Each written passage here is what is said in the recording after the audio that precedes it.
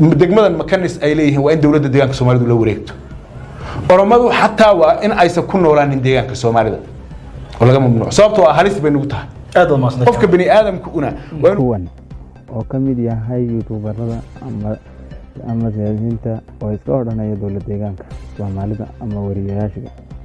هذا كان وهذا ليان أو كسر جيبنيان قومية ده رمضة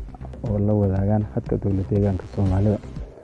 هذا كان ولا سي جوابي يوم حكسي وضع وهو لي هاي دولة ديانك الصومالي ده ما أنت فرصة أيات قويسة إن يتكلم سارتان ديانك الصومالي ده وها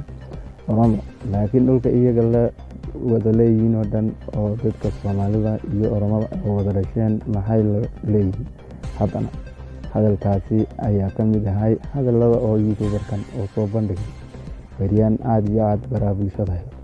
لكن لو تذكر كسر جوا قوميين أو رما ما هي لي تذكر الصومالي ده بوبي إن بدن دول رما ودولت كما قالت تجيك إلا جسها هي لي لكن دول دت رما ودنولين هاي كأورانيان هذا الما في إنت الولي خلنا يجرو أمة وجيرة وجيرين يديرة وجيراته dhibaatada ka dhacday iyo meelo kale oo ka sareeya oo Oromo iyo Soomaali dad ka dhacay ayaashigan waxay ku nool yihiin magaalada Baabile dhowr iyo 7 sano ayuu ku nool yahay wuxuu ku dhalay 11 aroor oo ka soo jeeda qowmiyada Soomaalida laakiin hadalkiisa oo si fiican oo dhageysta hadalkiisa uga soo jeedinaya wuxuu leeyahay intaas oo dhan ayaan Oromo la noolahay laakiin iyalkaygu af Soomaaliga waxba kama yaqaanaan Oromo mooyaan hadalkii isaga soo hadlay iyo hadalkii dowladda deegaanka Soomaalidu ka soo hadlayaan dol Oromo oo habeen iyo maalin oo ku boodayaan dowladda deegaanka Soomaalidu laakiin dowladda magaalada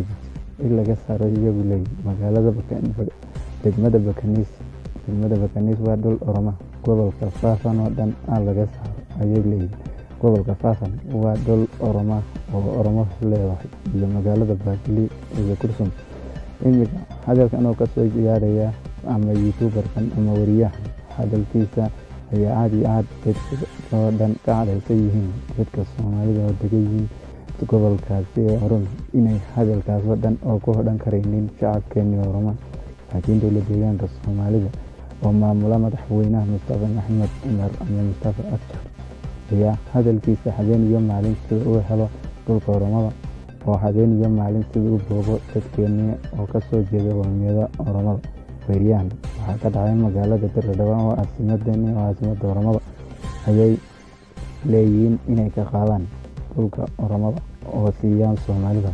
laakiin Soomaalidu waxay tala galeen ciidanka la yiraahdo Liyu Boolis ayay u tababareen oo siday u difaacaan dhulkooda laakiin dowladda deegaanka Oromo inuu war ah ka haynin waxa ka socda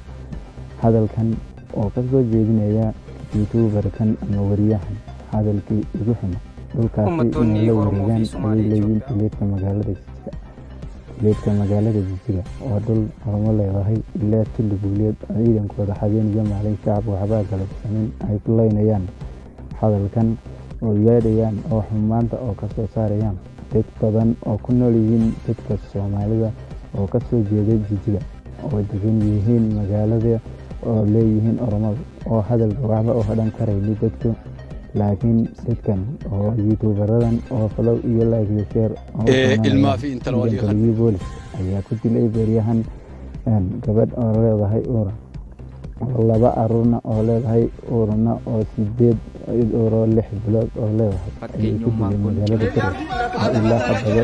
idibisa oo ay keeninta maamulka magaalada Tirada ayaa ka aamusay hadalka gabadhan inay iibiyo waxbana isku jawaabin maarka magaalada Tirada hadalkan oo iyagu soo saarayaan oo xumaanta ciidanka Liyu Booliska iyo la deegaanka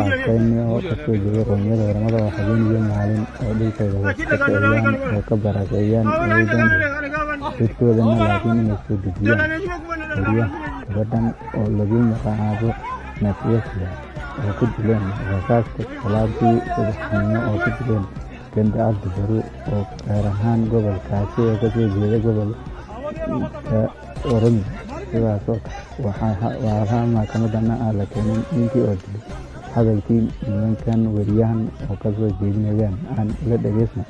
Soomaalidu maanta fursad ay haysataan inaad ka faa'iidaysataan hayley le socda